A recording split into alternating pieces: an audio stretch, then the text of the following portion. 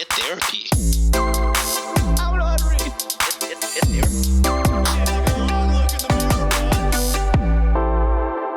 What's going on, Wikimaniacs? Welcome to another Wednesday live show with your boy, Josh and John. How's it going, everyone? You haven't talked about the show yet or anything that's gone on. Not yet. I was waiting. I just announced that if you did attend the show, you will get the link to the copy of the show later on tonight. And then if you are interested in purchasing that live show, it will be up tomorrow on our Patreon channel. You don't have to be a Patreon member to purchase that. So head on over to patreon.com/cultivate podcast network. Links are going to be in your show notes and considering purchasing it so you can watch the 3-hour show that we put up. Hell yeah. Yes, nice shirt. Thank you. The exclusive merch from the live show. Super excited to be wearing that. I got both colors. Very comfy, very well made. Shout out Chris, Sean's friend, for making them. But yeah, the live show was great. The weekend was amazing. We had amazing food, spent some good time together, did a bunch of recordings, which you'll see. Friday and Monday's episode coming up will be the in-person recordings. And then we do talk about the live show with Sean next Friday because we've recorded that one already. But as we recorded the in-person ones, we had not done the live show. But yeah, it was super cool. Super fun to see people in person, meet people. We got some gifts, which we do shout out on next Friday's episode, but I'll quickly show one here. We got the plaid. This was Bex who made these. Shout out Bex. Shout out Bex. For making custom dolls of ourselves, which looks super cool. Sean's has the best hair, gotta say. Always. He always has the best hair regardless. Anyway. Robbie gave us some custom dice. Azaleas and Anxieties made 40 custom signs for the event, which was super cool. Handed them out. Across the table for me. Oh, I have one here. But they said not the ass roll and ass roll. So there were signs being thrown up in the middle of the show, which is super fun. Man, there were so many other things. We do shout them out all on next Friday's episode. So be sure to check that out. But we appreciate everyone that showed up. Got to meet with everyone in the lineup, which was super cool. Way longer of a lineup than we thought we were going to have. Oh my God. For people, some people waited 2 hours. Yeah, which was insane. Super cool. So we appreciate everyone that came, especially the people that came from far away. Some couple drove 12 hours away. 12 hours, flew in from Nuts. Different states, provinces. It was amazing. So I had a great time. I know we do want to do another live show eventually. And I know I've been resistant to going to the States, but we have been talking about it because, I mean, most of our audience is from, America, the US. So could do that someday. Oh, and just want to give a big shout out to everyone. We did get a really nice feedback from the venue. Yes. Shout out Michael from Glad Day. He mentioned that y'all were the best crowd. Hell yeah. It was so smooth and everyone was so kind, very respectful about the space. And we had a crew of people who actually stayed behind, helped Michael out, set up for their next event the next day. So if you're part of that, thank you so much for representing the community so well. And guys, y'all sold out. Y'all sold out a lot of the merch that they had and some of the products they had at Glad Day. So Michael in the venue was like, please, if you guys can come back here once a quarter, that'd be great. But thank you guys so much. You made the event. We were nervous as shit, not gonna lie. The guys and I were pacing since like 7 a.m. just because I didn't eat for like the whole day because I didn't want to throw up on stage, just how fucking nervous I was. But Michael from Glad Day was so thankful, just how everyone was so kind. Y'all help out a local business and a local resource for the community. So shout out to y'all. We really appreciate it. For a first time, not gonna lie, to me that was perfect. Yeah, and as good as it could have gone. I wish we can improve on it a little bit better, but you guys brought the energy, you guys brought the passion, and we just hope from us three and the wives as well that the money that you spent and the hours that you spent with us, we just hope it was worth it for you guys. Absolutely. Yeah, I mean, so yeah, huge shout out to Glad Day Lit. If you want a a nice, very beautiful, queer space that's, sells amazing books, coffee, things like that, go check it out. They also do like get-togethers and things like that. So shout out Glad Day Lit. They were an amazing venue. But today, John, we do have some stories to get to because this is a Wednesday live show. It is. We're back to work. I know it feels like we kind of had the end of the year thing and it almost felt final, and then we were back to work Monday. It's funny because the wives got to see us record in person. Yeah. And we started like probably 9 in the morning and we didn't finish till like basically 5. around 7 p.m. Or was it 7? It was late because it was pretty late. And all of them were just like, you guys do this all day? I'm like, I was just fucking exhausted listening from you guys. Juliet fell asleep listening to us, didn't she? She did. She hella took a nap just listening to us. Oh my God. It's so funny. And we read smut in front of them. It was great. We did. That was fun. But yeah, we'll get into some stories today, John. You want me to go first? Sure. All right. So this one was posted by Chief Charizard and originally on r/am I the asshole. And the title is, Am I the Asshole? Wife is mad because I answered the phone incorrectly. Is there a proper and improper way of, is it your cell phone, your personal line? I feel like you can answer however the hell you want. Okay. Fair enough. Did you say, this is Patrick? No, this is Patrick. All right. So my wife and I have been dating since 2018, married 2023. This morning after leaving the house, she calls me and I answer the phone, yeah, with no attitude, in brackets. Instead of telling me what she called for, she starts ranting about how rude it is to answer the phone like that. From there, we start arguing about the validity of that statement. She says that to her, it feels like I don't want to talk to her. I'm obviously going to do my best to answer the phone like a normal person, but I would like your opinion to know if I'm indeed the asshole or not, and need some insight to see it from her point of view. So am I the asshole? No, what the fuck? That's kind of an overreaction, I think. I think it's asshole. You think it's asshole? If I know someone, I'm like, yeah. Or, hey, what's up? I don't know. Just because, like, I don't know. Whenever I answer the phone to Sienna, it's very cutesy and someone I care about. I don't know. I almost never answer the phone with yeah either. I feel that does come across as rude to me. Maybe it's the California chill in me. I'm just like, yeah. Especially, I would understand if this was a complete different person, but there's caller IDs now. We know who the fuck's calling. I feel like if I answered the phone, if I ignored it and rejected it, then I feel like that's a little bit more rude in my opinion. But answering to yeah, I don't know. I think that's an overreaction in my end.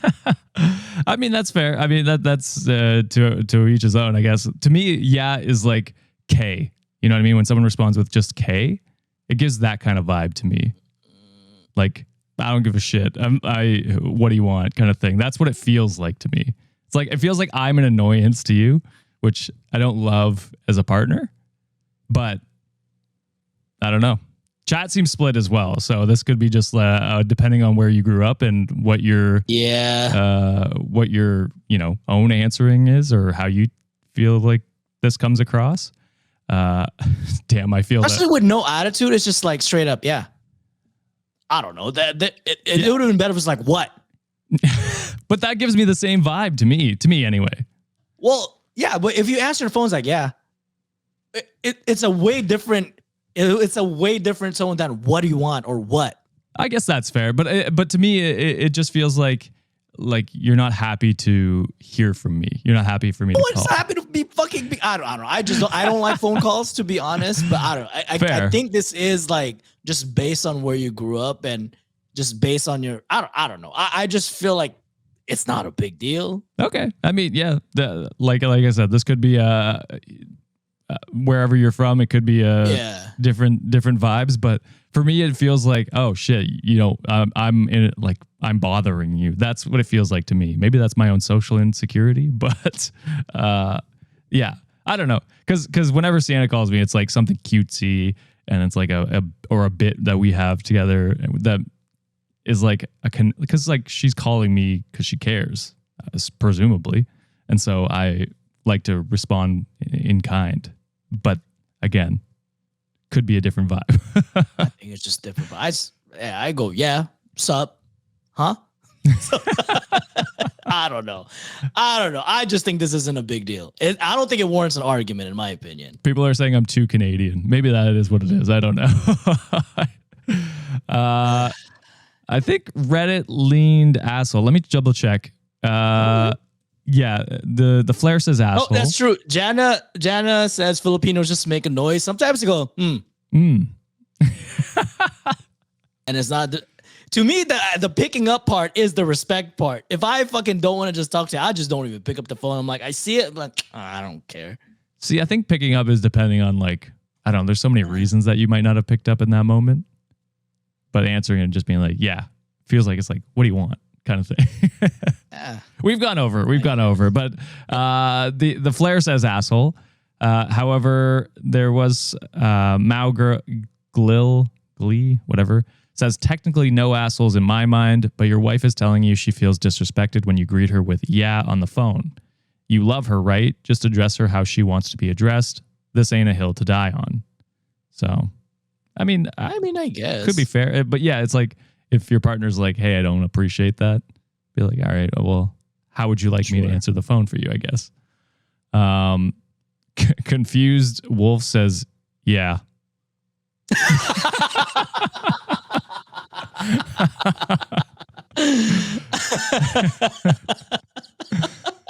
I think that is such a deep explanation. Yeah, So, that's the kind of comment Sean would appreciate. Yeah. Opie did comment below and said, hello, everyone. Thanks for taking the time to read my post. There were a lot of comments, and it turns out I am an asshole. I appreciate everyone's insight. It's the reason I posted. Sometimes being in a relationship requires that you acknowledge things that aren't a big deal to you, and that's what happened today. I don't answer the phone like this regularly and will actively avoid this scenario in the future. And yeah, I think ultimately if your wife responds with, hey, I don't enjoy the way you react that way, or you answer the phone, it's like, all right, well, I'll try and make a conscious effort to adjust how I answer the phone to you. It's not that big of a deal. You could just say, hey, what's up? We don't answer cute shit around the house. We say the weirdest shit, like, what? Or, huh? Your relationship might be unique, John. It is. We oh my God, she got me a gift. It was like the cutest thing. Yeah, it's a Kevin pendant. And it's like the cutest thing. It's like a little picture of Kevin. Yeah, that is very cute. It's like, congratulations on your first live. Here's a pendant of Kevin. I was like, aw, thank you. And I'll still answer a phone. What? Yeah. Or yeah. But yeah, kudos to OP for taking the advice. And Sally in a comment says taking in the criticism is a green flag. Absolutely. So, yeah. So that's a good thing. So maybe he wasn't just having like the best day, or I don't know. But the fact that he was like, you know what? I take it back. I am an asshole. Probably not as big of a deal in the long run. There were people that were divided in the chat here. So it could just be a cultural thing, or wherever you're from. Maybe. It's I think it's, and they've corrected themselves. So I don't think it's the worst thing in the world. Yeah. Wait, Patreon is saying, is our audio okay for you guys? If you're experiencing audio issues on Patreon, I'm going to give you the IT response. Restart the app, please. Thank you.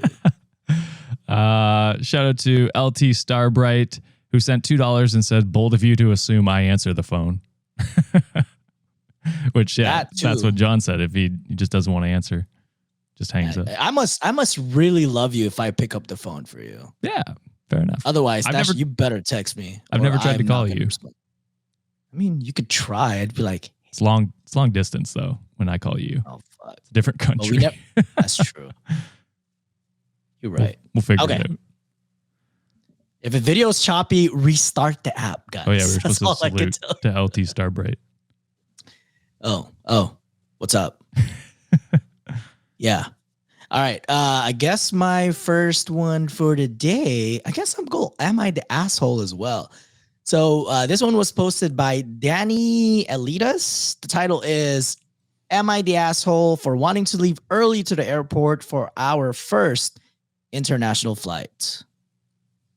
No, I feel, especially if it's your first. God, I'd be so nervous. You want to, yeah, especially with like things that have been going on. I don't know if they're flying from America, but things have been pretty hectic there. So getting early is never a bad thing, depending on how early. I will say that. All right. Well, let's see how it goes. We showed up 8 hours before our flight. That's crazy. That's wild. But I have like both TSA pre-clear and all these other shit, and I still show up like 3 hours before. Right. Yeah. Because you want to be safe. I'm like, I don't want to fucking risk it at all. The tickets cost so much money. Oh, yeah. All right. Story goes as this. Me, 31 female, and my husband, 32 male, are going on our first trip to Japan for our honeymoon / first year wedding anniversary. Our flight is in less than 2 days, and we are in a disagreement as to how early we should be arriving to the airport. Our flight departs LAX airport at 11:30 a.m., and I want to be at the airport by 7:30 a.m., 4 hours before departure. Yeah, you're fine. That's normal. And isn't LAX like very busy? Notorious for horrible. Yeah. It's horrible, busy, and getting to LAX is an adventure in itself. Yeah, I think the Dodgers were late to one of the, or they were late coming into one of the games during the World Series because they were flying out of LA.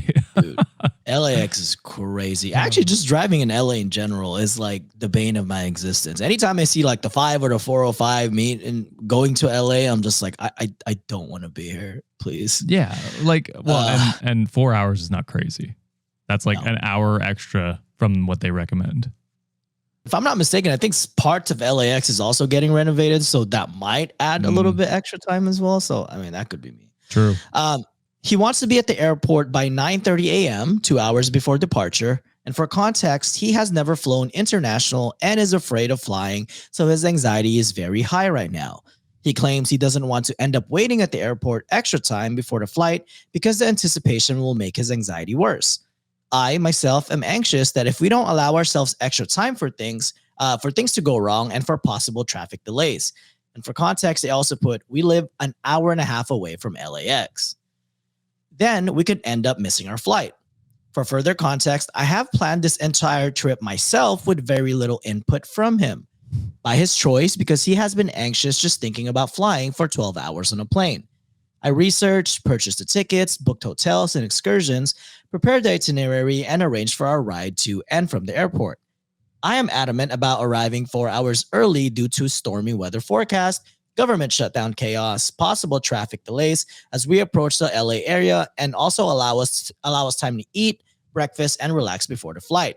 He says I am selfish and don't care about his anxiety for possibly making him wait at the airport for a longer time before the flight. So am I the asshole? No, you're a very rational person, and it sounds like the one doing the most for this trip. No, actually doing all in the trip. Yeah. Yeah, I think I would like to think going earlier would help with your anxiety. Would it not? Mm-hmm. Like, to me, that makes sense. For me, it does. Yeah, because if you're already anxious about flying, I think adding the anxiety of potentially missing your flight would not help that. So, no, Opie, you're absolutely correct. Showing up 4 hours ahead of time is a good idea, especially when you live an hour and a half away. There's so many things like traffic could be hectic at that time, especially in LA. And then, yeah, with you said there's a storm coming potentially, so there's always delays or accidents possible that could happen in the road. Exactly. And I got to say, like, I know the airport can be hectic. We're lucky because we were at Ottawa, and Ottawa airport is so chill, but it's sometimes nice to get there early, and then you can, grab breakfast. I know it's in the morning, but if it was in the afternoon, you could grab a drink or something like that. Chill out, relax before your flight. walk around the airport just to get your steps in. Play Pokemon Go. They usually have a couple gyms there. But yeah, like getting early is not a bad thing, and being prepared is always good. So I think it's crazy that he's fighting you on this. Yeah, and I completely agree with that too. And also with like the shutdown happening right now, when Juliet's nieces came here to Dallas, we dropped them off like about 2 hours before they were supposed to come back. And with all the things that are happening, now DFW airport is like a damn city. Actually, it is an entire city by itself. It has its own zip code. It got to the point that shit got so busy that if they had come to the airport like an hour before their flight, they would have missed their connection, or they would have missed their flight, because like there was 3 changes that happened within that 30 minutes. And it's not even just like a gate change. I'm talking a whole ass terminal change that they had to take a train to get to the next spot. So I'm not entirely sure if, like, it's been a while since I've been to LAX, but I'm not entirely sure if there's a connection system there. But imagine gates changing and all this happening, which does happen frequent around the flights. I think just giving yourself time to like plant yourself there, make sure your bags are checked in, good to go, and you just chill. If there's happened to be a gate change, at least you just happen to be there and you have a lot of time. I think this is reasonable, because the suggestion anyways is about 3 hours when you're flying international. Yeah. So I think if you could meet them halfway instead of 4 hours, be like, okay, maybe we can leave home an hour later. So you can kind of meet that compromise. Yeah, going at for 3 hours, I guess. But them asking for 2 is kind of pushing it, especially in LA. Yeah. Yeah. And like going to Japan, it's a far flight. There's so many things that could get delayed or something like that. Just don't risk it. I don't know why you want to. So Chandra said you can still grab a drink in the morning. So you can. Airport is a wild, wild west. This is the only place that you can kind of see someone eating a triple dipper shit from Chili's, or basically eating Chili's at 6 a.m. Like, that's just wild. People be fucking drunk at the airport by 7 a.m. I'm like, damn, y'all partying early. There is a quick update. And there are some comments that relevant comments from OP. Quick update. They put, we left our house with the intentions of getting there 4 hours early. We left early enough that we missed the heavy rain pour down and accidents that followed near the LA/LAX area. Everything went smoothly and we were at our gate within an hour. We ended up with 3 hours to kill before our flight. Husband was not happy about this, of course, but he got over it quickly. We got breakfast, sat down and relaxed. My brother, who dropped us off, got stuck in loads of traffic on the way back, unfortunately. Anyways, we made it to Japan, enjoying every second of it. Hell yeah. Yeah, I mean, like, all it takes is one accident to be stuck in, to be like, oh shit, we're an hour delayed. Now we're getting to the airport an hour later. Now it's busier. You know what I mean? Now we're just getting to our gate with 15 minutes to spare or something like that, and it's been changed, and now we have to run across the airport to get to our actual gate. And it's just like, yeah, it's, I mean, good that you convinced him and you made it on time. So we have a saying, well, at least in my circle of friends in San Diego, it's like, never let your friends drop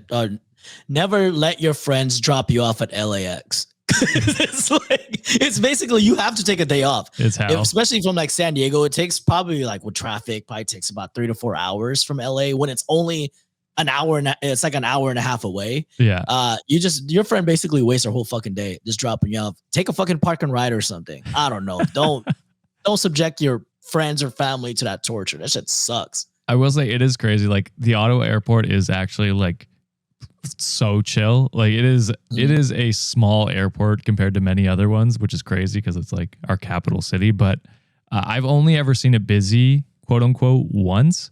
And then every time I fly out to a different airport, I'm like, oh, this is way crazier than I just flew out from. And yes, Rachel, that's how you know someone loves you, if they pick you up from LAX. That's a fact. True. There are some comments that might shed some light a little bit here. So Parley Boy asked, what steps have you taken to actually address his fear of flying before you booked this trip? I feel like there's something missing here. To which OP responded, I have purchased Dramamine for him to take to make him sleepy during the flight, but he's now saying it won't help and he might not take it. Other than that, nothing else has been done to address his anxiety. I suggested many times we do a small trip earlier this year to get him used to flying before this trip, but he also refused and said it wouldn't help. Other than that, nothing else has been done. And then some people also said, lift, ride, repeat, commented, no one's the asshole here, but the clear way forward is to arrive 3 hours early, as 4 hours is excessive early and 2 is excessively late.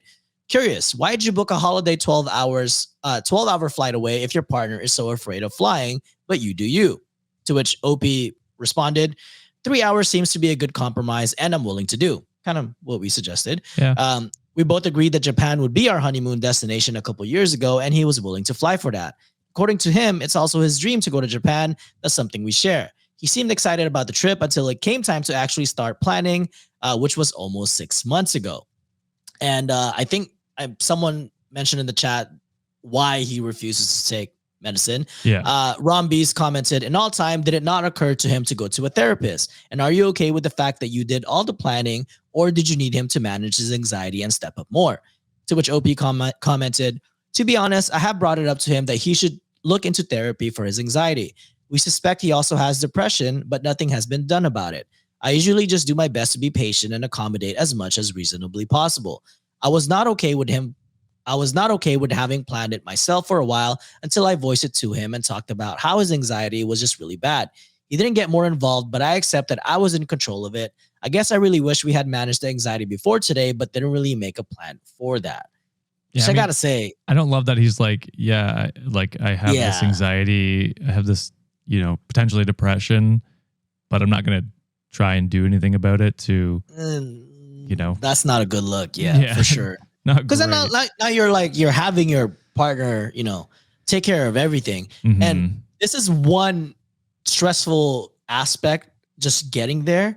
Boy, once you get to Japan, your stress level is going to go shoot up the rocket because Japan is complicated to navigate. One, if you don't speak the language. Two, I mean, there are ways now, but if you don't know how to navigate like the transportation system, my first time in like Tokyo, I thought I had like ADHD overload. Yeah. I'm like, so much fucking light, so much things going on. So anytime we like went to like Osaka or Kyoto where it's slightly slower, not as like frantic as Tokyo, I felt a little bit of relief, but I can't imagine someone's first time being in Japan and not feeling overwhelmed, which for a lot of times, like it is a case for a lot of people, but the fact that he's not willing though to get seen, that's a bigger issue to address in my opinion. Yeah. I feel that's going to be something that comes up a lot going forward. Yeah. It is wild because like Sienna has anxiety too, but her anxiety is like, we have to get there so much earlier. It's like, okay, that's fair. That makes sense. You know what I mean? This anxiety doesn't really make sense to me where it's just like, we have to get there later to make it more stressful. I don't know. That doesn't make sense to me, but who knows? Always Under Review sends $5 and said, Josh, I'm pretty sick today. Sick of being without you. Then said hashtag chicken soup Riz. That's gotta be Fred, right? I don't know. Wait, let me scroll up. It's absolutely fucking him. God damn it, Fred. Oh, man. All right. Let's move into the next one here. Let's go to, let's stay on the topic of trips, John. Ooh. This one's posted by Distinct Elk 6232 on Am I the Jerk? And the title is, Am I the Jerk for refusing to pay my boyfriend back for a trip I didn't go on? Why didn't you go on a trip? Was it forced upon you? Was it like, I need more context. But I'm going to go yes for now. Yes, you're the jerk. You're the jerk. Why did you go to trip? Trips are fun. All right. So my boyfriend, Alex, 30 male, planned a weekend ski trip with me, 28 female, and 2 of his friends. He told me the cost would be around $300 for lodging, food, and lift passes. I said, okay. 2 weeks before the trip, I sprained my ankle really badly and was put in a brace. I told Alex I couldn't ski and probably shouldn't travel, and he agreed. Fast forward, the weekend comes and goes, and when he gets home, he hands me an itemized spreadsheet and says, your share ended up being $680. You can just transfer me when you get the chance. Originally $300 too, by the way. Wait, hold on. What the fuck? Why is it doubled now? Well, yeah, that's crazy in itself. But you also didn't go on the trip. I stared at him like, what? I didn't go. I didn't benefit from anything. He said they didn't want to lose the reservation, so they kept the bigger cabin instead of downgrading. But here's the kicker. His friend's girlfriend ended up going in my place. So the cabin wasn't missing a person. I told him, I'm not paying for a vacation I didn't attend. And he said, but I budgeted expecting your share. You're screwing me financially. I said his decision to keep an expensive cabin and invite someone else has nothing to do with me. Now he's sulking and telling his friends I bailed and stuck him with the bill. So am I the jerk? Absolutely. Hello, another person went. Bill damn. What the fuck? What the fuck? Okay, not gonna lie. The first half, I was just like, you know what? I wish y'all had a sit down conversation and said like, hey, I can't go. Like, what are we gonna do with this scenario? I felt like you were like, okay, I broke my leg. Which, come on, that should have been an indicator that they can't go. Like, what the fuck is really happening here? But it'd be like, all right, so what's gonna be the solution? Are we gonna downgrade like the cabin, yada yada? But both of them were just like, okay, like there's no conversation. That part, I felt like it could have gone a little bit better, but bitch, someone took your place. What are you talking about? And you're charging me double? Yeah, like from $300 to $680 is insane. That like, what were you estimating? How did you get so far off? This is breakup worthy. Like this relationship went downhill so fast. Oh like, my God. It's done. Well, especially since he's now shit talking you to his friends. Yes. Like, what are you talking about? Someone else went. Why are they not paying? Double? Double. Double the goddamn. You got me fucked up. Bro. I don't know. I mean, I'm bad at math and bad at estimating costs of things, but that's a lot. That's so far off. Like, yes. He straight up said to you $300 for lodging, food, and lift pass, and came back and more than doubled it. God damn. Hell no. Yeah, not the jerk at all. Like that is a wild thing for him to come back and try and charge you when someone else went. I don't know why the friend or the friend's girlfriend aren't paying. Seriously. What do you think this is? This is some charity shit? Like you're getting a free trip when my shit is messed up? Hell no. You better pay. Did you enjoy? Then you better pay up, bitch. I ain't gonna be me. What the hell? So Reddit agreed and said, not the jerk. Few Variety 3365 said, you don't get billed for a hotel room you never slept in, food you didn't eat, or lift passes you didn't use. He replaced your spot, and the moment he did that, the cost moved to them, not you. Which is, I think, a pretty reasonable ask. I don't understand what's happening here. Boyfriend said double it and pass the bill to my girlfriend. It's crazy work, dude. God damn. You know what it almost feels like? He's trying to get her to pay for his trip as well. Yes. Because it feels like the extra $300 and then a little bit. He's just trying to get you to pay for the entire trip. What's pissing me off too is like, you know that, first of all, y'all still had the reservations for 4 people. Yeah. So why did you upgrade the damn? You weren't going to lose your shit. No. It was already reserved. So what are we really talking about here? Oh, God. This is breakup material. Oh, Fuck yeah. This. Yeah. I also asked to see the bills of everything. Yes. Not that they not that got you'll like ever an pay itemized bill, but that shit is forged, my brother. Yeah. Or it's covering his, like I said. Mm-mm. Oh my God. All right. I guess I'm up. You're up, buddy. All right. The story is about making fun of white people, Josh. Is it today I fucked up? Yes, it is. Oh, okay. I think I might know this one. I picked it as a bonus story in case we both did this one. Does it have something to do with food? Yeah, it does. Okay. Well, so you kind of have a gist of what it's like. Do it. Right. It's a good one. I felt like it would be better if I read it for you. Yeah, that's fair. That's fair. All right.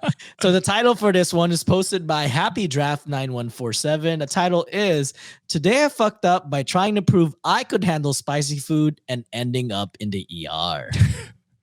This one is funny because I mean it's a white guy that ends up being in the story, but it's so funny because I remember when we did the Hot Ones challenge, you were out first. I was out first. Sean I mean, lasted the longest for sure. We did it still, but I was Yeah. bitching the whole time. Oh yeah, but yeah. still. I mean, I started dying at like 8, but we were No, I started bitching when we did the bomb because that was that one just tasted bad too. Like 8, 9, and 10 was like, okay, this is doable. It actually had some good flavor, but that bomb was the worst. Yeah. Tasted like batteries. Not like I've eaten batteries before, but it's you know what? I actually probably licked a battery back then, but who knows? It's what I imagine battery acid tastes like. Yes.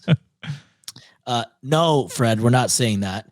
But anyways, story goes as this. So my girlfriend's family is from Sichuan province in China. So I don't know if I'm pronouncing that correctly, but let's go with Sichuan just in honor of Sean. Okay, there we go. They've been feeding me increasingly spicy food for like 6 months now. Her mom always asks if it's too spicy, and I always say no because I don't want to look like a wimp. Which, like, I should have been honest because I have the spice tolerance of a toddler. That's crazy. Anyway, Saturday, we went to the hot pot place her family loves. Her dad orders, and I notice him smiling at me. That should have been my first clue. The broth comes out, and it's literally red. Damn. Like the color of a stop sign. I can smell it from across the table, and my eyes are already watering. Holy shit. My girlfriend whispers, "You don't have to eat it." But her whole family is watching, and her little brother makes some comment about how white people can't handle real food. So obviously, my dumbass is like, nah, I'm good. And I just started eating. First bite is fine. Second bite is fine. By the 5th bite, my mouth is on fire, but I'm committed now. I drink like 3 glasses of water, which I know makes it worse, but I wasn't thinking. I'm sweating through my shirt. My girlfriend's concerned, but also trying not to laugh. Oh. Her dad asks if I want the mild broth instead, and I say no, because I'm an idiot. 20 minutes in. This is on you. Just say no. 20 minutes in, I excuse myself to the bathroom and I throw up. Come back and I keep eating. Throw up again. Come back and keep eating. My God. The fucking burning sensation from your throat must have been crazy. Oh. My girlfriend is begging me to stop at this point, but her family is being all impressed that I'm toughing it out. So I keep going. Toughing it out. He's just puking. We get home around 9 p.m. and by 10 p.m., I'm in serious trouble. I can't stop throwing up. Stomach feels like something stabbing it. I'm shaking. I'm dizzy. Girlfriend wants to take me to the hospital. I say no because I'm embarrassed. She calls her mom anyway. Jesus Christ, OP. Your stubbornness is going to get you killed. Her mom talks to me for like 2 minutes and is like, get to the ER now. Turns out I gave myself gastritis from hot sauce. I had to get an IV and they gave me some medication. Doctor said I chemically burned my esophagus and stomach lining. God. The nurse asked what I ate, and when I told her, she just stared at me and said, "Why would you do that?" That's a great question. I don't have a good answer. My girlfriend's family feels terrible, even though it's 100% my fault. Her mom keeps texting me apology messages with crying emojis. Her dad sent me a care package with bland soup. My girlfriend won't let me live this down. She keeps calling me the hot pot incident like I'm a historical event. My stomach still hurts. I'm on this bland diet for 2 weeks and I can't eat anything acidic or spicy, which sucks because I actually do like spicy food, just not at the chemically burn your internal organs level. So yeah, don't be stubborn moron about food you clearly can't handle. Just admit you need the mild broth. Your dignity is not worth gastritis. Yeah, that's crazy to push yourself to that level just to prove yourself. Man, at that point, it's like, I think they might just respect you for standing up to them and saying, no, I don't want to do that. Yeah, one thing to take a bite. It's crazy to, keep going with it, even after being offered mild, after you've thrown up multiple times.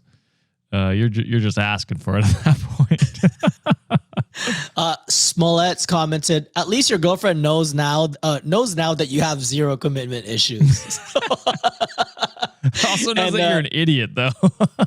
It could go one way or the Yeah. other. And then kind of to your point there, Josh, Sinful Glow commented, her dad smiling when ordered was definitely the family spice challenge initiation, and you passed with honors, even if it cost you a functioning esophagus for 2 weeks. Hope it was worth it to you, LOL. God, it can't be worth it. Fuck no, dude. Holy shit. I mean, yeah, that was like we went to a Chinese restaurant in Toronto when we were there. Sunny, shout out Sunny's, and John and Sean were like, we should avoid ordering too many spicy things. Looking at me and Sienna, and I was like, yeah, fair enough. Because there were some that were just like had numbing chilies. We're like, we're definitely gonna avoid this one. Yeah, the one noodles had a bit of a kick, but they weren't too bad. I forget what they were. But. We introduced Josh to Dan Dan noodles. Yeah, they were good. Oh yeah. As a matter of fact, all we ate was like Asian restaurants there. We had Laotian food the following day too. So Dad's breakfast. Oh, Dad's breakfast. Oh yes. I don't know what kind of. Well, Dad's breakfast had like Korean influence. Oh, did it? Yeah. It oh did. hell yeah. It was like, yeah. I mean, it was very good. So hell yeah. I have no complaints about the food we ate. I guess so much good food. I guess the pizza we had at the bar after the live show.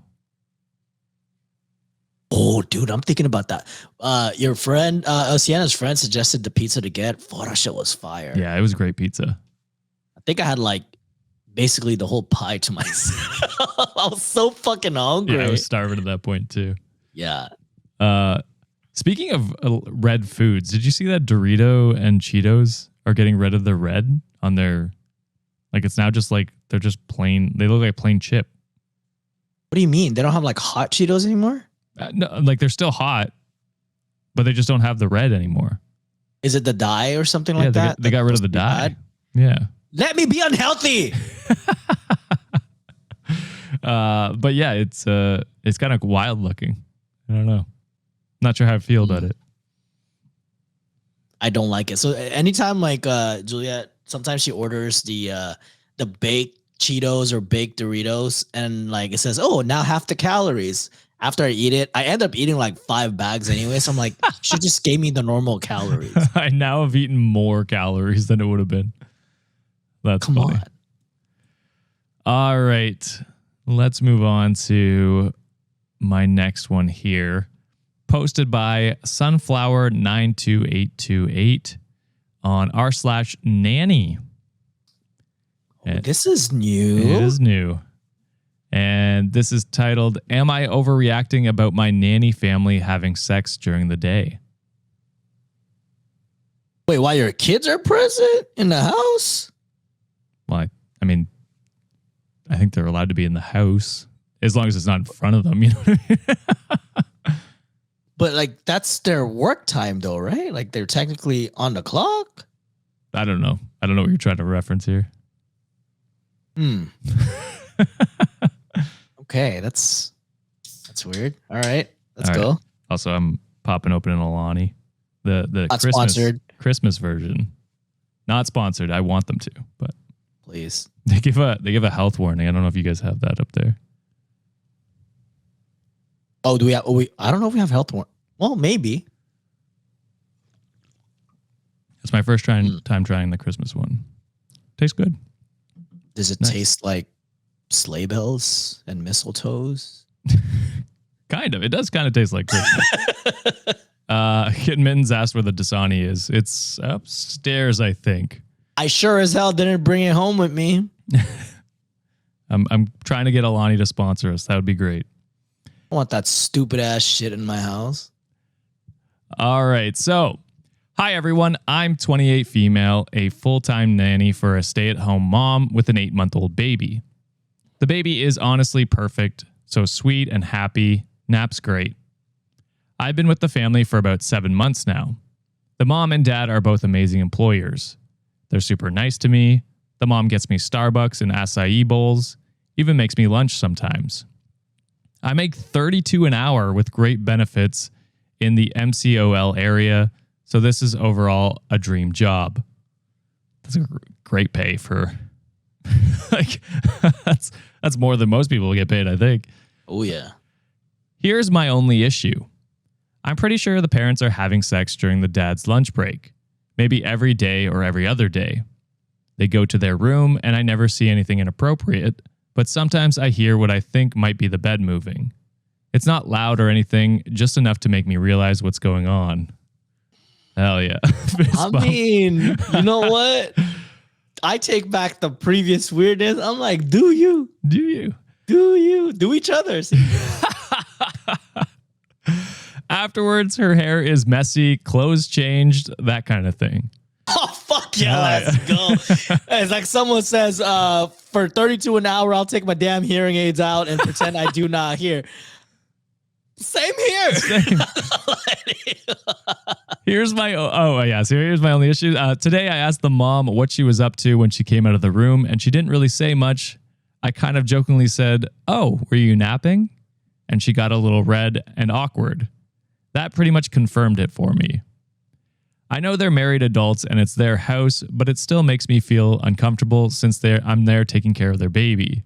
They're not being disrespectful or obvious, but it just feels weird.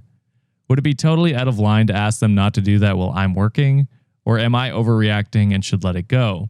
They are really such a great family, and I don't want to make things awkward if this is just me being overly sensitive.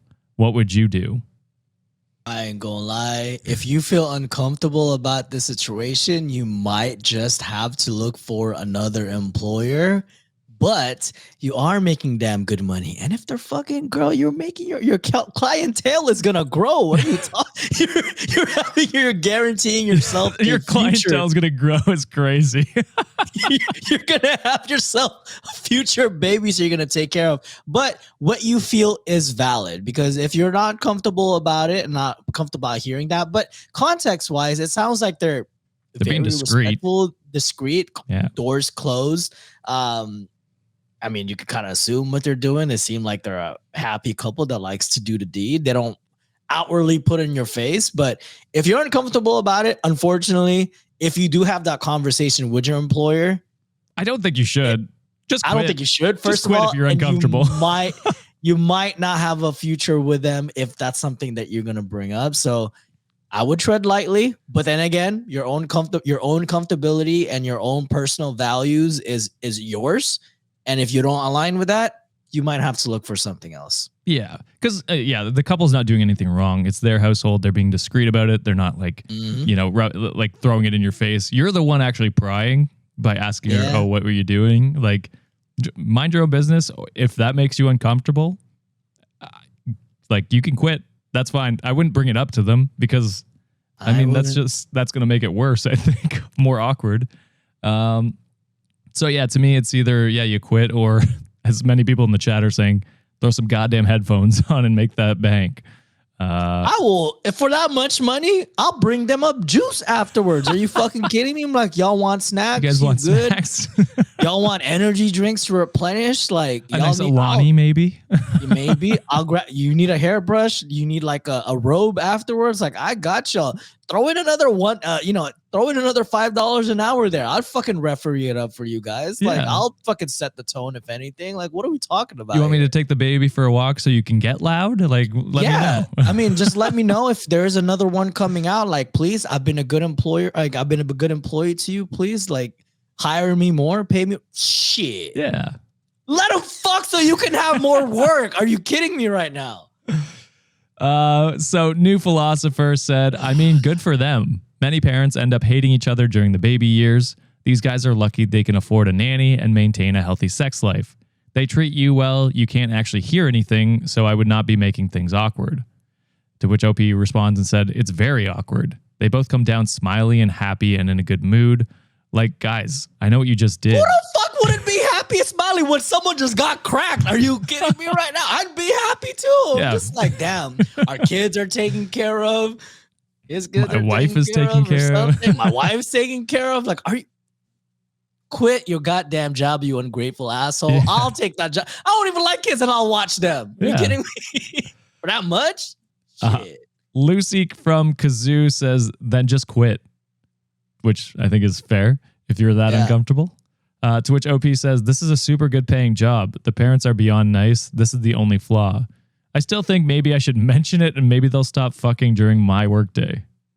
Nah, I'll fucking dap him up. Be like, hey, yo, bed was extra creaky today, my boy. Let's go. There is an update. So that Friday morning, I told my MB, which I'm not sure what that stands for. Oh, Something boss? sorry. Just got a emergency alert. Jesus, that scared the shit out of me. Yeah, I'm not sure. The mom, basically. I told her I wanted to talk during the baby's nap, and she said, okay. I brought up how uncomfortable I felt about what I thought was going on and mentioned how I could sometimes hear or notice things that made me think they were having sex while I was there. I told her it made me uncomfortable, and that's where everything went downhill. She was very direct with me. She said my only job was to take care of the baby, not to worry about what she and her husband were doing. She told me if I had downtime, I could watch TV or read a book. I told her it just seemed weird that she'd come out with a messy hair or different clothes, and she explained that sometimes you are the one prying here. You know what I mean? You're the one diving into this and asking for more details than you need. So coming out with messy hair or different clothes, and she explained that sometimes they do workout videos in their room, sometimes it is sex, sometimes it's cuddling, and sometimes it's just napping. She said whatever happens in her bedroom is none of my business. After that, things got really quiet. She wasn't mean, but I could tell she was uncomfortable and hurt. Then she told me I could go home for the rest of the day, and I just knew that meant I was done. Later, she texted saying they were going to move in another direction, and that was it. I feel horrible. I know I crossed a boundary, and I regret bringing it up so much. I miss them terribly. The money was amazing. She was so kind, and their baby was absolutely perfect. I really wish I could fix this and somehow get my job back. How do I get my job back? Just because they fucked around and you found out, now you fucked around and found out. You had a good job, my friend. Yeah. Good pay. Granted, yes, it might have been uncomfortable for you, but there are so much other ways to kind of mitigate that. Maybe or just quit. Be okay with not having that job anymore. You know what I mean? Yeah. You don't have to pry into their relationship. Like she was being very vague about like what happened in the room until you just kept pressing. And it's like, you didn't need to know that information. You were the one asking for it. It would be one thing if they're like, making lewd gestures in front of you and acting completely unprofessional. For sure. This is their home. They're doing it privately. A lot of the things that you're doing is like you're assuming things. Who cares if her hair is all fucked up? Who cares if she gets cracked in the middle of the day? Why are you mad that people are happy? What's wrong with you? Yeah, it's crazy. I feel like more people should get laid so they're not fucking assholes to everyone else in the world. Yeah, and I saw some people in chat were a little confused. OP is 28, by the way. You're a grown-ass person. It's not like it's a teenager, which could be a different kind of scenario and a different, potentially different balance. But either way, it's if you're uncomfortable, you're 28. You have the willpower and the knowledge just to be like, all right, this is making me uncomfortable. I'm gonna quit. Be okay with that. But instead, you're just like, I'm gonna keep prying.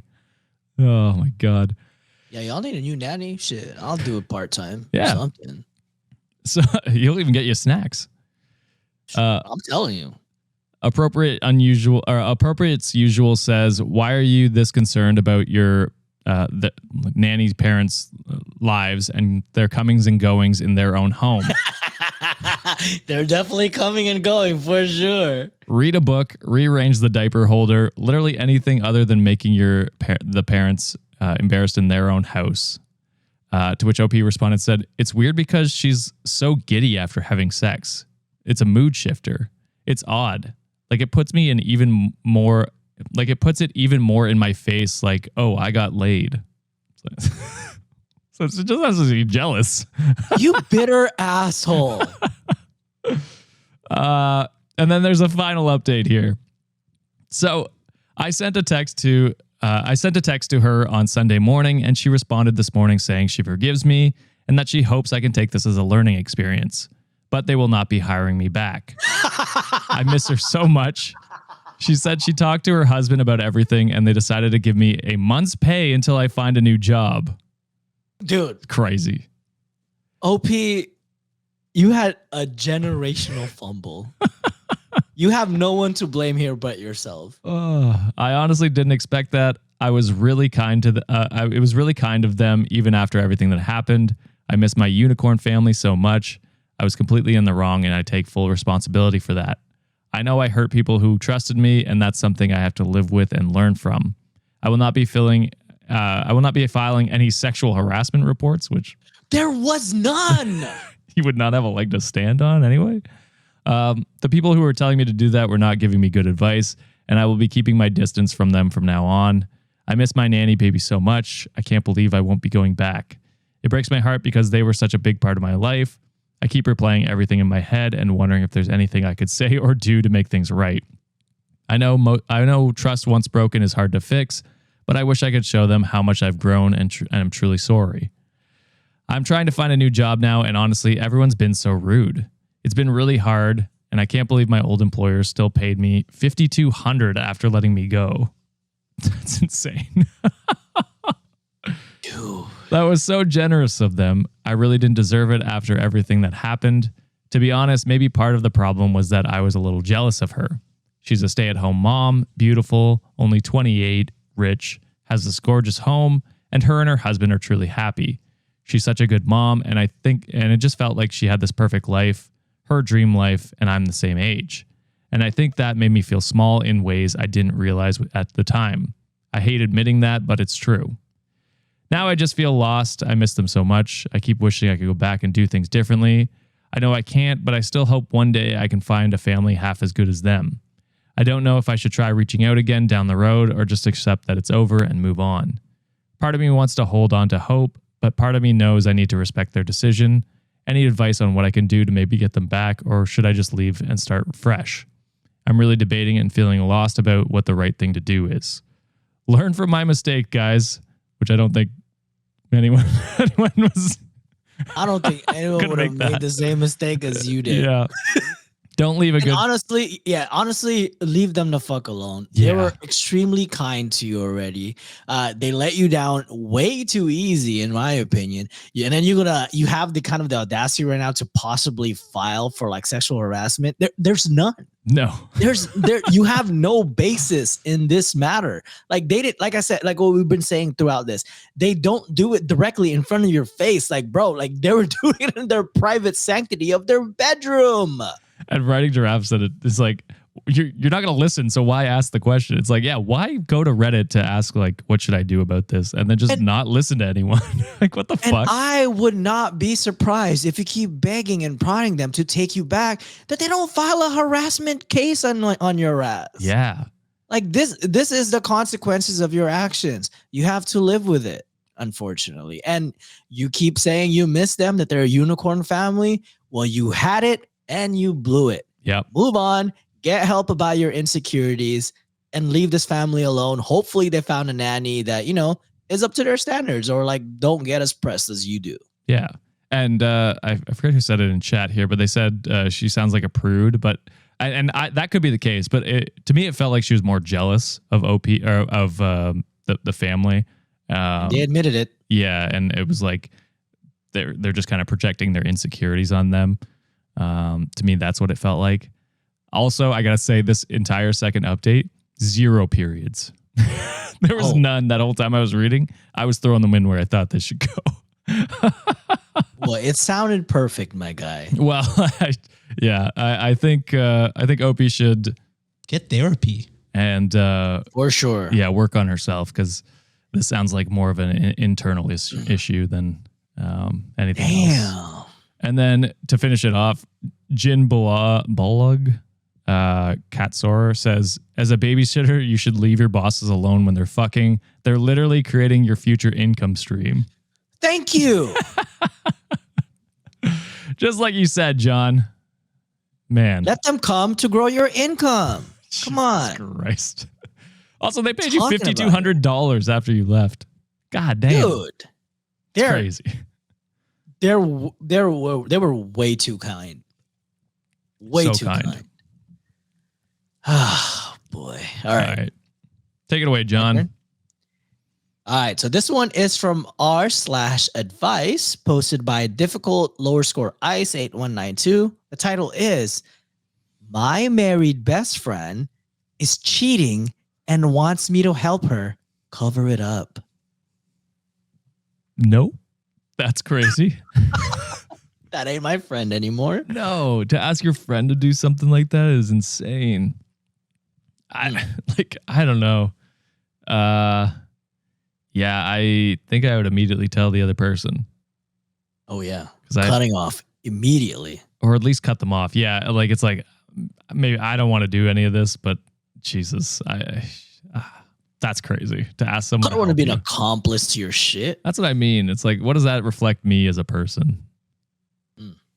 All right, story goes as this. Hey everyone, so I, 32 female, am married, and my husband, 34 male, and I have been together for 8 years. Things are fine, normal ups and downs, some stress lately because of work and family stuff, but nothing catastrophic. My best friend... Saying our relationship is fine is such a low bar. It's all right. It was all right. Yeah. How's your relationship? Yeah. My best friend, 31 female, recently started confiding in me about her affair. She's been married for 3 years and started seeing a coworker about 6 months ago. I told her I didn't want to be involved, but she keeps telling me details and even asked me for advice on how to sneak around. No. Like it's one thing, I don't know. Like if your friend made, a one-night stand or something like that and came to you to confide in you to help them figure out how to tell their partner, that's one thing. But to go like, no, I want to keep this from him for longer, actually. That's fucking crazy. She says I'm being judgmental because I don't want to cover for her. Yeah, I think I would be too. We're all judging you right now. Last weekend, she even asked if she could use my house as an excuse. I said, absolutely not. I told her I'm uncomfortable and that she's putting me in an impossible position. Now she's mad. I would have said, oh yeah, sure. You can say you're at my house and then call the husband over. Like, hey, you want to hang out? Hang out with us or what? You want to get some tea with us or some shit? My husband says to just cut her off entirely, but part of me feels guilty. She's been my friend for over a decade, and she says I'm abandoning her when she needs someone. Should I tell her or what? Not sure what to do. Yeah, no, that's not a great friend to ask you to help them cheat, put you in a compromising position where you're putting your morals, at risk. Your husband's right. It's either like tell them to cut them off or tell them that you're going to that they should tell their husband and be honest. To ask someone to hide their cheating feels like that's not really a friend. That's what I'm talking about. I feel like there's so many people that puts their stake on, I've known this person for 10 years. I've known them for 20 years. But if they're asking you to do something, one, unethical, immoral, illegal, possibly, or, just outright things to just go against your values and what you stand for, you really need to take a look in the mirror and ask yourself a question. Are they really my friend or not? Yeah, exactly. And it's like you also presumably have a relationship with their husband. Like, yeah, since that's been your friend for a decade, I imagine the husband's probably pretty close to you as well. I would feel some type of way about hiding anything from my friends' partners as well. Oh, because after a while, they're also your friends. So it's like I feel terrible about keeping the secret from them. And I hate you for implicating me in this. Oh, yeah. 21st Century James commented, quoting, I'm abandoning her when she needs someone. How incredibly manipulative. Seems to be she has plenty of someones she can figure out how to cheat on her own. She wants to drag you down with her so she doesn't feel like such a jerk. To which Grand Spring 66 commented back, I agree with your husband. She is not a real friend. She is trying to use you so that she can betray her poor husband. I would even go so far as to tell the husband that she is cheating on him. He needs to get tested for possible STDs. True. To which OP commented, I feel that if I was her husband, I would want to know. I'll ask my husband and see what he thinks about me exposing her. I don't know how to feel. Yeah, it's also like if you go through with this, like Azalea's and Anxieties is saying, it's like it's worse if your husband finds out. Like if the husband finds out that you knew, it's also like how will your husband feel about you hiding this from, you know, helping cover this up? You know what I mean? Like he could also look at that and be like, oh wow, she's willing to cover this up. Like what? That starts putting doubts in my mind as a partner and being like, well, they can cover this up. What else could they cover up? You know what I mean? Absolutely. I was checking if there was any updates, but usernames, post, comments, history is privated. So damn it, Howard, why would you do this to us, asshole? Don't bring a good story if you don't want to finish it. Damn it. Blue balling us. Damn it. Fuck. All right, John, let's get into the next one here. I have another update one, but let's skip to this one. I'll do the update one next. So this one is posted on r/AITAH from a throwaway account. Title is, Am I the asshole for how I responded to my ex and his affair partner about her infertility? Nah. Okay. Nah. Affair partner? They're dead to me anyway, so fuck about any of y'all. All right, so my ex-husband, 40 male, cheated on me, 34 female, with a coworker, 36 female, otherwise known as affair partner from now on. I found out about the affair 3 years after it started. At the time, my husband and I had 3 very young children together. I kicked him out and filed for divorce. He moved in with his affair partner. They fought for full/primary custody of the children in the divorce, using the 2-parent household as an excuse. They lost, and custody is shared, and parenting time is 50-50. He married her before the ink was dry on their divorce papers. That's insane. Someone said not the asshole already. I mean, a moment I heard affair partner, I'm like, probably deserved. Yeah. Well, it's just crazy to try and, like, for 3 years you've been cheating on her. Yes. And then to try and get full custody of the kids. What the fuck? Use the situation like, oh, they'll be better with a 2-parent household. It would have never happened if you didn't cheat, you dumb fuck. Then there would have been a stable 2-parent household, you bitch. So things were, and on my end, are still very hostile. She didn't like that I wished for him to do the same to her, which, fair enough.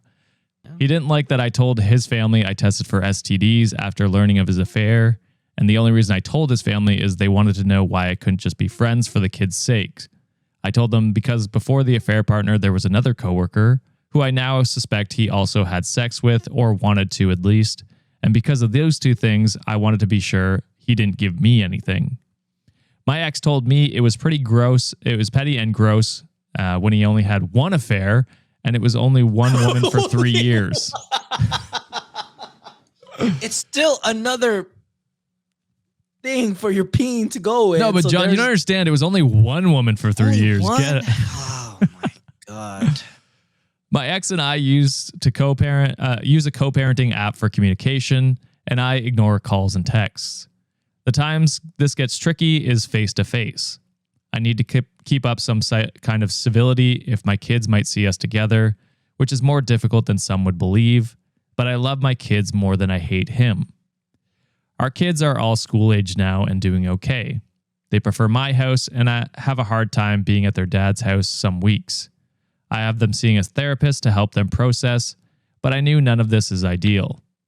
My ex and his affair partner were warned about pressuring the kids to call her mom or mama something, which they were doing for a while, and this was backed up by the therapist. That's fucking insane. The kids don't like the affair partner, and I celebrate that in my head every single day. You will never hear me say I'm sad they don't feel like they don't have 2 moms when she's supposed to be the second mom. I find it disgusting to think she can knowingly help destroy their parents' marriage and then try to make them hers. I do not share any of these feelings with my kids, but the kids know there are issues between mom and dad. They also have some understanding that their dad cheated. This was not something I told them, but how badly he tried to explain some things to them when they asked him questions. That's crazy. He just tattled on himself. You see, what I did is that I dipped my stick on another mommy here. The affair partner to the kids, look at me. I'm your mommy now. Oh my God. He doesn't believe in therapy, so there was no professional backup to help him. So anyway, around Halloween, my ex and the affair partner approached me at the school's Halloween event. My ex told me we needed to speak, and I told them unless it was about the kids, we did not. In a quieter moment, they caught me alone, and they told me that the affair partner is infertile and cannot have biological children, and they have been trying for around years.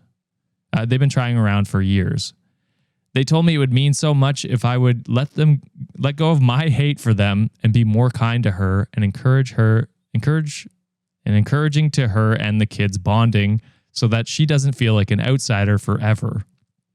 He told me her infertility was painful and she loves our kids, and I have successfully stopped them from bonding with her. But as someone who always wanted to be a mom and got to be, I should be compassionate. I asked them why they were telling me their own personal private business that had nothing to do with me. My ex immediately went from calm and pleading to pissed in seconds. He told me that I was disgusting, and at the very least I could have offered her my sympathies as a fellow co-parent and our kid's third parent. I walked away because I did not want to discuss it or argue in case someone, especially our kids, overheard us. He then texted me several times that night asking where I get my disgusting insensitivity from. He also tried to bring it up at a meeting the two of us had with the school over one of our children who was not present. That's a crazy time to bring that up. I'm ignoring him, but he's enraged, and I had to send the text over to my attorneys for documenting. I expected this to have blown over by now, and it clearly hasn't. For that reason alone, I wanted to check with what other people thought of my response. So am I the asshole? Hell no. And ask me if I give a fuck. The first thing I would say to your face is basically like, someone says the world's smallest violin in the chat, and I would have said the same thing. As a matter of fact, I probably would have sang that. What's that? AJR song or something like that? It goes, the world's smallest violin really needs an audience, and I'm your audience, and I'm telling you, I don't give a damn. You ruined this family, you bitch ass. Both of y'all ruined this family. Talking about trying to let go of my anger and hate. I still hate both of your asses, and it will never go away. Fuck y'all. I don't give a shit. Oh, it's just crazy to break up this family and then go back to her and be like, hey, you need to calm down. Like, absolutely not. You need to just be like, we can't have kids. So you have to prop up her to our kids so that they feel that some sort of connection to her. It's like, no, I fucking don't. No. You broke up this relationship. It should still be a 2-person household, but you made the decision to sleep with your coworker for 3 years. Yeah. Go fuck yourself. How fucking dare he be like, where do you get your disgusting insensitivity from, when it's just like, you're the one who cheated for 3 years. Like, you're the one who broke up this marriage. What the fuck are you talking about? Go fuck yourself.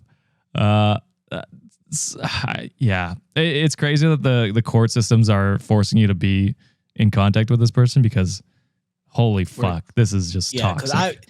If like the kids weren't like involved in this scenario, like this person just doesn't exist in my world anymore. Yeah. So I'll consider them just gone. But yeah, this is a complicated scenario, right? Because at the end of the day, like, you do have to communicate to them and you have to do right by your kids. But I feel like some people in the chat were saying like, kids are not dumb. You know, no. Kids are aware of their situation. I mean, obviously the dad is terrible at explaining terribly, it seems like. So they probably know deep down that, hey, this is not really the ideal situation for us, living together.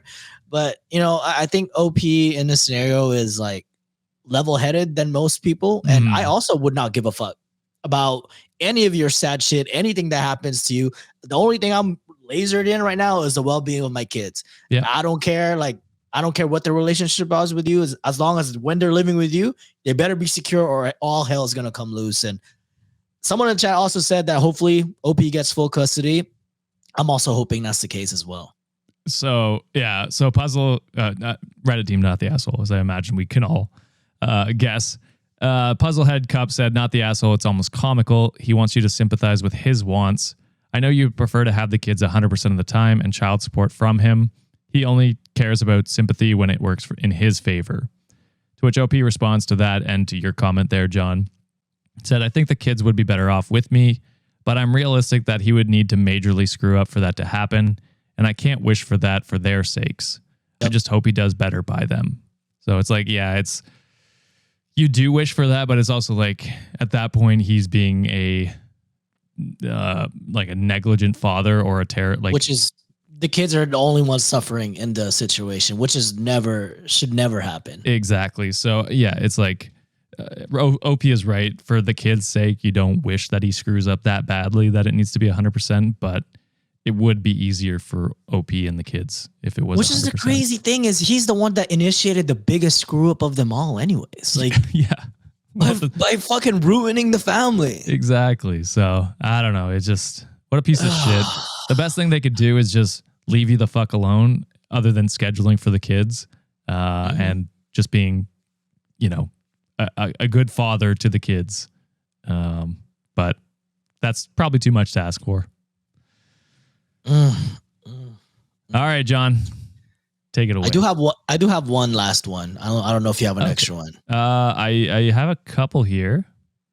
Yeah, I got two more. All right. Well, this one comes with an update, so hopefully, like, we get the time going for this one. But this one was posted on. I forgot to put where it's from, but this one is from r/relationship advice. Wow. The title for this one is, I commented on a post of my boyfriend on "Are we dating the same guy?" page, and he found out. What are my next steps? So I saw this one and I thought about doing it for the live show. I haven't read the actual story, but I read the title and then I didn't end up going with it. So I'm excited to hear about it. Okay. So I, 28 female, recently found a post of my boyfriend, 29 male, on a local "Are we dating the same guy?" page. We have been together for 5 years. There were several comments on there of girls stating that they texted him / went out with him, and I couldn't tell if this had happened recently or if it could have been from a long time ago. So I commented on it anonymously, asking if anyone has talked or hooked up with him recently, and a girl responded saying she did and asked if I did as well and if I had any tea on him. Yeah, I'm actually dating him. That's crazy. It's funny that you say that, Josh. I probably should have said I was his girlfriend, but I was so embarrassed that I couldn't and worried I wouldn't even get any information. So I just said he told me not to talk or sleep with anyone else and he wouldn't either, but that we never hooked up. She responded back claiming he said the same exact thing to her. I then asked when they last hooked up and she never responded back. Damn. My boyfriend then comes home and is furious, slamming doors, giving me dirty looks, but won't say anything to me. Well, that confirms it then. Holy shit. Your actions says otherwise. There's like the potential that it could just be someone that looks similar, but him coming home pissed, irrationally angry. Got caught. Yeah. His house got caught. I know he knows. I was the one who anonymously posted because I had suspicions that he had been cheating on me and have recently been asking him, and he denied doing so. I then go back to the post and all of her responses are deleted, so I know she told him, and I'm sure he told her to delete them, but he's pissed off at me for it. What a snitch. Anyway, fucking, damn. I wouldn't have gotten away with it too if it wasn't for you meddling bit. Anyway, what are my next steps? Do I confront him about it or just wait and see if he says anything? Also, we rent an apartment together and are on the same lease, so that makes things even more complicated. I mean, it does, but also at the same time, you got to just rip the Band-Aid off. It's better to find out. He might try and deny it, but I don't think there's any way he can get around this based on the evidence. So, yeah, tell him to pack his shit and get out. I hope you can still afford rent that time. If not, maybe get a roommate if you can.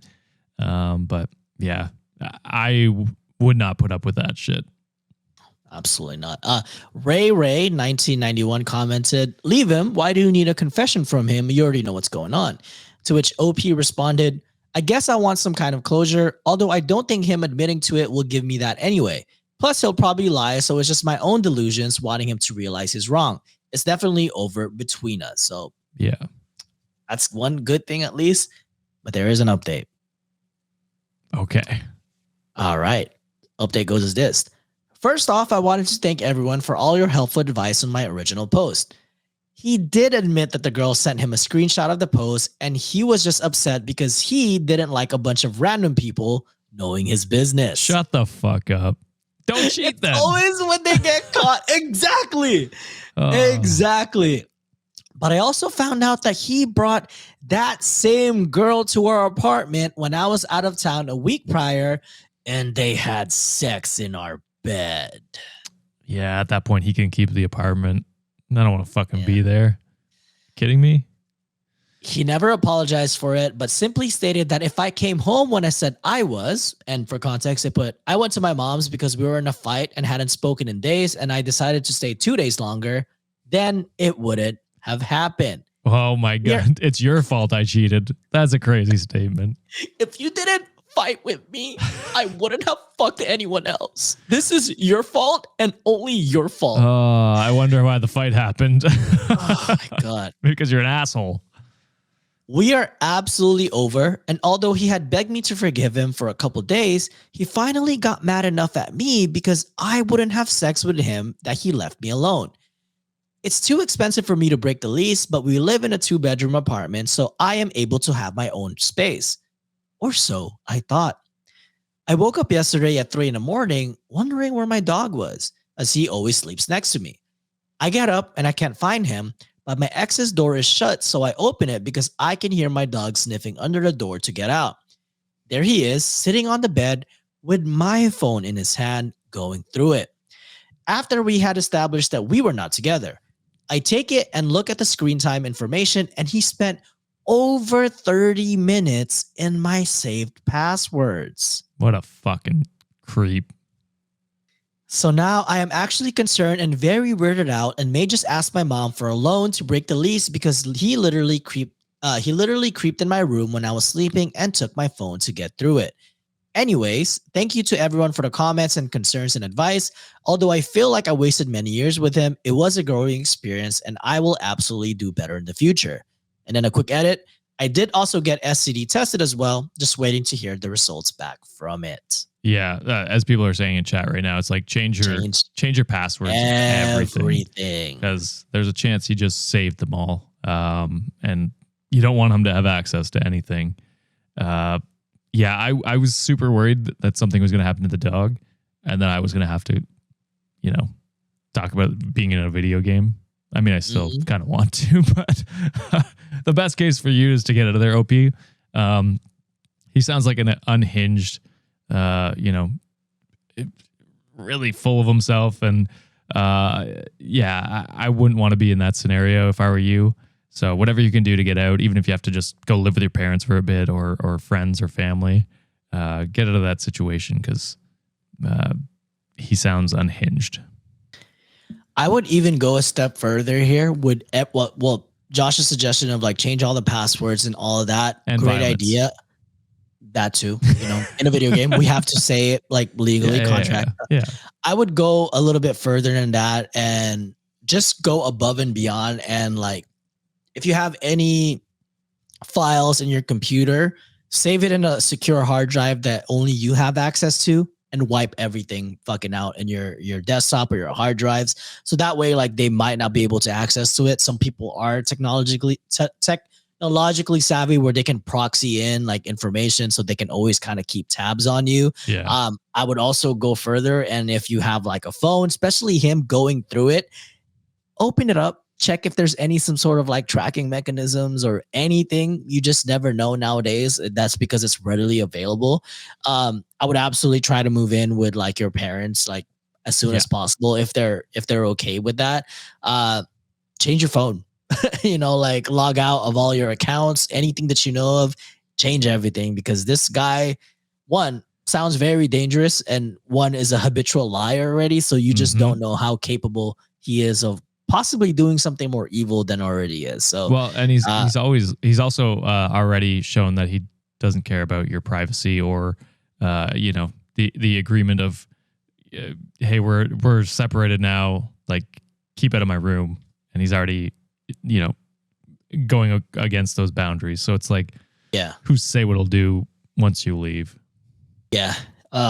It's everything is so easy with like a digital footprint nowadays. Like, get some sort of experts possibly help you out. And this always makes me mad that it's the people that get wronged are the ones that always have to drastically change or spend resources to fucking make sure things are right again.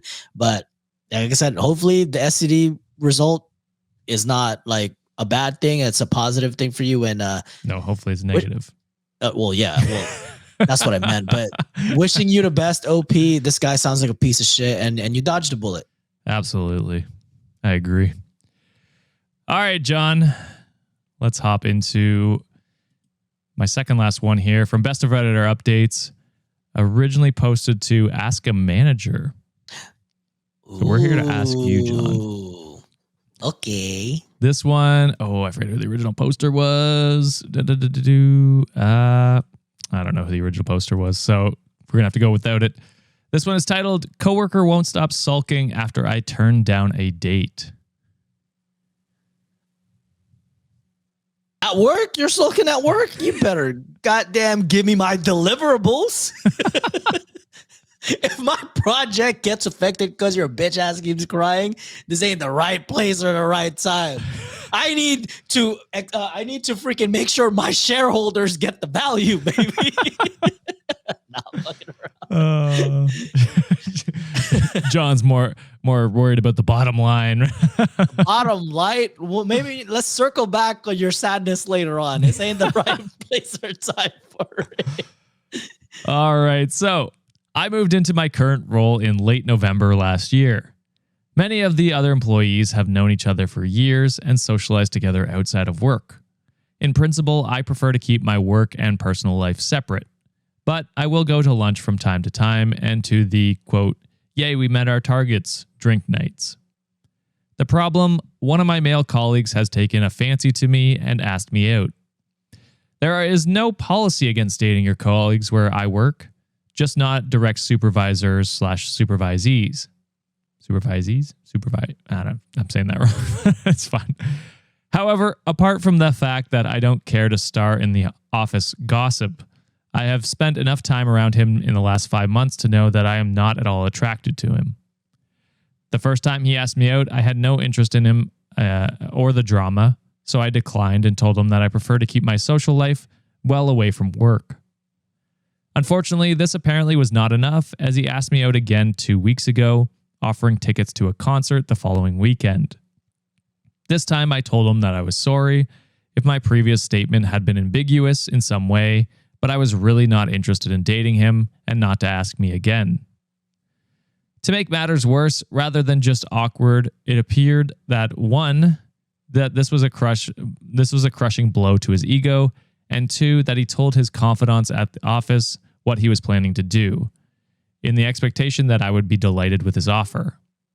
I found that out when I was asked on Monday in a nudge nudge wink wink fashion about how I enjoyed the concert on the weekend.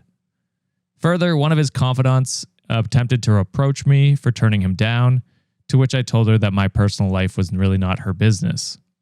However, ever since then, the unwanted admirer has been wandering the office like a huge dark cloud, sighing and glaring, and pointedly avoiding talking to me, even if I am the best person to ask a question of. Frankly, this just convinces me that I was right not to date him, and that office relationships in general should be approached with extreme caution. If he is still behaving like this 2 weeks after I turned him down for a date, what would he have done if I had dated him and then broken it off? However, we still have to work together, and our mutual boss, who is out on leave, will be back next week and will want to know why he's behaving like this. I realize that the action which I fear most inclined to, which is whacking him over the head with a file and yelling, "Pull yourself together," would not be helpful and would probably get me fired.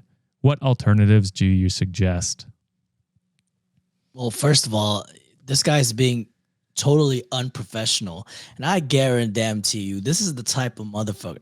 I think he's in sales. He sounds like one of those people who just can't, probably one of the top performers in sales. Like, I can always close a deal. And this is the same motherfucker who's going to post something on LinkedIn about his story. Like, I got rejected by my coworker once, and this is how I transformed it into a $6-figure deal. Thousands of likes. Thousands of likes. Agreed. Check out my whatever, like Substack, blah, blah, blah, to follow me more for tips, yada, yada, bitch ass. This is harassment at this point. One, the first rejection is already a telltale sign of saying, hey, I'm not interested. That is a complete ass sentence that the OP had to say. Yeah. The second time around, at that point, my guy, take the fucking hint. She's not interested. And then on top of that, it seems like you're kind of circulating around like the office that you guys might be some sort of an item. And now people are taking interest in like OP's personal life. That is not a conducive work environment to be around it. She obviously make it seem like, hey, my professional life and personal life completely different. Respect that shit, my guy. Yeah. Because if you keep doing that, you're about to get fired for harassing the fuck out of OP. Get over it. Fucking be professional. You're there to get paid. Do your goddamn job. Now, so that's advice for the dumbass guy. What's your advice for OP? Go to HR. Okay. Because like, look, they even said that, hey, she OP is like the subject matter expert on some things. Maybe they're working on a project together. And instead of like making like the workplace like streamlined and asking the right people the right questions to make sure shit gets done, he goes around and fucking sulk and be sad all about it, making everyone else's work life kind of goddamn miserable. So this is clearly an issue on his end. Like, he's not performing as a team. Like, he's not being a team player because he's not contributing properly. This is a work issue on top of a personal issue. Like, that shouldn't marry together, man. Yeah. No, I agree 100%. And there is an update 7 months later. Oh, damn. So Idiot Boy and Idiot Friend were spoken to by our mutual manager. Idiot Boy seemed to cool down a bit and decided he would speak to me, but not chat. He would not ask me what I had done on the weekend, but he would ask me if I was done with the reference material for blank report, or whether I knew who was dealing with our account at the newspaper, since our usual contact was on maternity leave, that kind of thing, which was fine by me. Sadly, his idiot friend could not accept this and attempted to corner me in the ladies' toilet, where she said that she couldn't understand why I just won't date Idiot Boy. Oh, hell no. Nope. That's a crazy that attack. is definitely harassment. That is a fireable offense. I unfortunately had been having a rather bad day and countered with, "You don't understand. I don't understand why you think my personal life is your business. And I don't understand why you think that nagging me is going to get Idiot Boy into my pants. And by God, if I hear one more word about it, I'm going to file a formal written complaint against the pair of you." Cue the appearance of the department manager from the toilet cubicle beside us, which resulted in numerous HR meetings and termination of Idiot Friend. Idiot Boy was spared the axe as he apologized profusely to me, promised that he was not responsible for me being cornered, and he would have stopped Idiot Friend if he knew. So he received a final warning about his conduct. That was 6 months ago. I accepted a promotion in a new department where my colleagues were pleasant enough and unstalkerish. So that is the end there. But crazy to corner someone in the bathroom at work. Dude, the visual imagery of just someone popping out the stall. Bitch, what? They're just them contemplating, oh, this is going to be so much work. All right, the way if started. that was me and like I heard that and like I was there, I'm probably gonna lift my foot up, be like, God, hope they don't see me. I gotta get just with a notepad writing everything down. I don't want to do paperwork, but yeah, this is and this is like how funny things are too, because like it felt like those two dumb idiots were kind of like in cahoots together, but the moment someone gets fired, all of a sudden the guy is just like, hey, he's just my friend. Like he's just I'm not really his friend. You know what I'm saying? Like we just work together. Yeah. Like I'm not responsible for it. Oh my God, that shit is hilarious. Sometimes karma has a good way of biting people in the ass that deserves it. It's also so stupid though. Like even if you thought like they'd be a good fit, how is pestering her going to make her want to go out with him more? You know what I mean? Dude, and it's like, do you know how gigantic the world is? Get the fuck out of your office and like expand your dating pool. But at the end, the same time, if you act like this and behave this way, it's no wonder that you can't get anybody because you guys are kind of both dumbasses. Yeah. There's a reason OP got a promotion being there for 7 months or whatever, and they've been there for years. Because they sound like they like to harass people because they're idiots. Yeah, exactly. Oh, brother. All right, I got one more here. Let's end on a positive note. Okay. I like to think so anyway. This one's posted by Name Lee SSTP, and it's from Sean's favorite subreddit, Today I Fucked Up. Oh, yeah. This one's titled, Today I Fucked Up by Mocking My Neighbor's Parrot for the Last Couple of Weeks. Now the parrot is mocking you, mocking them. So now it's just like a mock circle party. Now who's the mocker? Like yeah, who's the mocker now? So I live in an apartment where the walls are thin enough that I can hear my neighbor's TV, phone calls, and unfortunately their parrot. This parrot, which is a very beautiful animal, makes me want to rip my hair out and do things I'm not proud to admit. Let's just say he has become my morning alarm for the last few months. About 2 weeks ago, I started mocking his sounds back. He'd squawk, I'd squawk. He'd whistle, I'd whistle back. We built up a little routine, kind of like distant, angry roommates communicating through bird calls. Sometimes I would even initiate it, like when I was cooking, I would randomly have a Tourette-like outburst and start squawking loudly. I know this is maybe strange, LOL. Yesterday, my neighbor knocked on my door and had a really odd look on her face. Apparently, ever since I started doing my bird banter, her parrot has become obsessed with me. I guess I just wasn't in the mood for bird talk the last couple of days and went silent. She said he paced around and screeches when I stop responding. No. She even showed me a video, and it was kind of an awkward experience.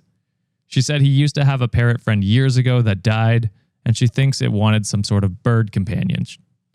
Anyway, she asked me to make a couple bird sounds as she put a treat in the cage to see if he would eat. I reluctantly agreed and felt humiliated, of course, but I went through with it, and sure enough, the little fucker started eating and playing. Long story short, I became the object of a parrot's affection, and my neighbor asked if I could talk to him a few minutes a day. Even gave preferred times if I'm home. I've unintentionally entered a long-distance relationship with a bird. That is a cute story. Yeah, I do feel bad. I have a hard time because, like, parrots, it feels like birds as pets. This might be controversial, but this is just my feeling about it. Birds as pets feels almost, torturous to me. You want them to be free and flying. Yeah, places. That's kind of what I feel like. Like, at least with dogs and cats, you can like run them around. Dogs you can take out. Birds, it feels they're trapped in the cage. They could be in the house, but it feels like birds need more freedom. And yeah, they live a very long time. So it is sad. It's sad and a happy story, kind of cute, but yeah, it just my aunt had a bird, and I felt bad for it when I was a kid. I had a friend who had, I believe it's called like an African gray bird. Those things are so smart. You could kind of basically have a conversation with them. Birds are smart. Yeah, they're really smart. Midscore said there are some birds that can't live in the wild due to many reasons, and that's fair. I think ethically, like, I think breeding those kind of birds are maybe potentially unethical, but I don't know. I do have a question with that. Like, with pet birds, does that mean their wings are clipped? Like they can't fly? Some, I don't know actually. Oh. I don't know that much about it. I just remember the feeling as a kid, and my aunt had a bird, It made me sad for some reason. And so that I've just kept that going as into my adult years. But someone says mine is currently flying between me and my husband. Okay. Oh, okay. I mean, listen, I don't know much. It just, that's the feeling I have when I hear of pet birds, but I just feel like that goes for like most pets, as long as they have like the environment, the enrichment for them to like, be happy and function. Like, I don't know. I mean, I feel like there are some pets that like big cats should not be pets in my opinion. Like tigers. Yeah, like tigers. Yeah. Unless you have like a freaking whole ass sanctuary, like, to keep them, but normal like spaces, I don't think that should be a thing. Yeah. Yeah. I mean, I feel pets are a ethical gray area where different people have different lines. No matter what kind of pet it is. So yeah, it'll just be. I freaking, our lives revolve around our dogs. So like, and my cats. We can't like, we even like traveling sometimes. It's like, man, we got to make sure they're good. Like I can't drop them off somewhere where they're not enriched or like they don't have activities going on. Might cost a little extra, but it's like, well, those are our babies. You know what I mean? Like we have to make sure that they're good. Yeah. And I mean, our cats we rescued. So it was like, I would feel, I don't know. I personally would never get it from a breeder. I just feel a type of way about it, but I mean, which is fair. Yeah. To each his own. But yeah, that's my story. I had to pick up, I was gonna say I had to pick up like Kevin painted a pumpkin and I forgot about it when I picked him up Monday. So I had to go back to the daycare just so I can get it so we can display it in her house. Hell yeah. But that is our stories, I think, today, right, John? You're done? Yes, it is. I mean, we got like about 9 minutes if you guys have any like Q&As that you guys want to do. But before we do that, while you guys are possibly typing in your questions, again, if you attended our live show on Saturday, there will be an email that's going to be coming out later this afternoon with a link to be able to watch that as a replay. And if you are interested in purchasing that live show, it will be available tomorrow, correct, Josh? I think so. Yeah. It will be available on our Patreon. That's patreon.com/Cultivate Podcast Network. You don't have to be a paid Patreon member for you to access that. You can just purchase it by just, you can just purchase it over there basically. Yeah, I think I have it coming out scheduled at 12 p.m. Eastern. So basically tonight at midnight, it'll be available on Patreon. Okay. For sure. Oh, people are asking how much it is. It's going to be $15 USD. Yeah. Midscore said, do you guys know the live stream schedule for the upcoming holiday season? It's a great question. For next week, it is going to be Thanksgiving week in the US. I believe the boys are still going to be doing the $5 and the $15 tier and the live call-ins.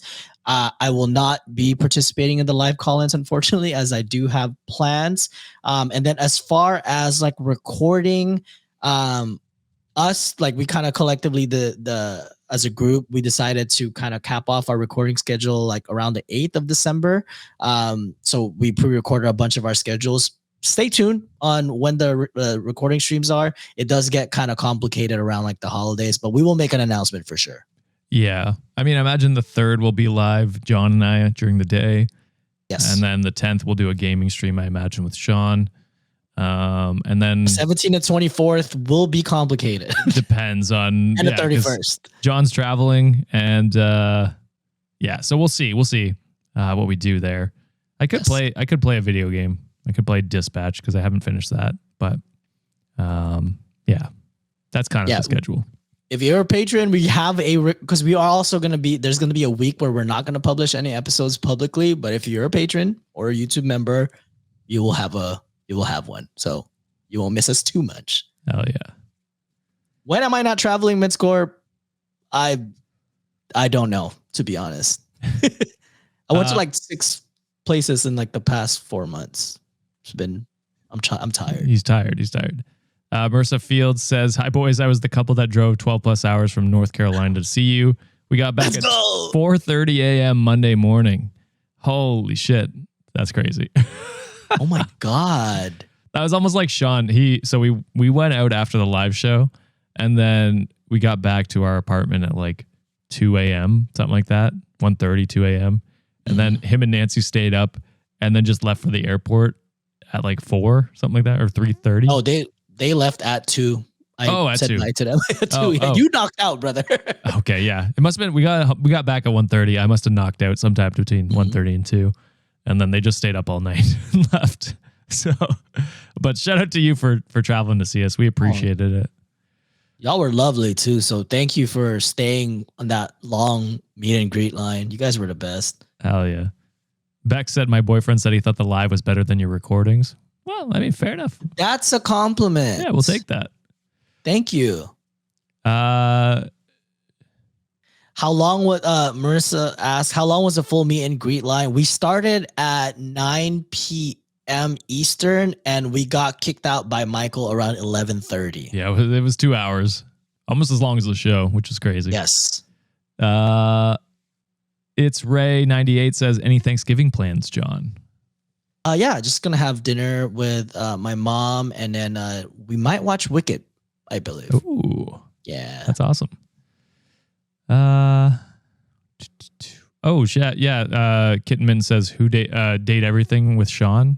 I guess him and I could do that maybe on the 17th. Yeah, that'd be fun. If we wanted to. Is there anything else here? Sam, when we'll receive the email for the live show shirt ordering, we're gonna have to ask Sean because he has to coordinate with Chris how that works. Yeah, that's a Sean thing. We have John and I had no part in that. That was all him. So, which I mean, kudos to Sean for putting that on. But yeah, he'll have to figure that out with you guys. We'll message him to let him know. Yeah, for sure. But yeah, I think that's it, John.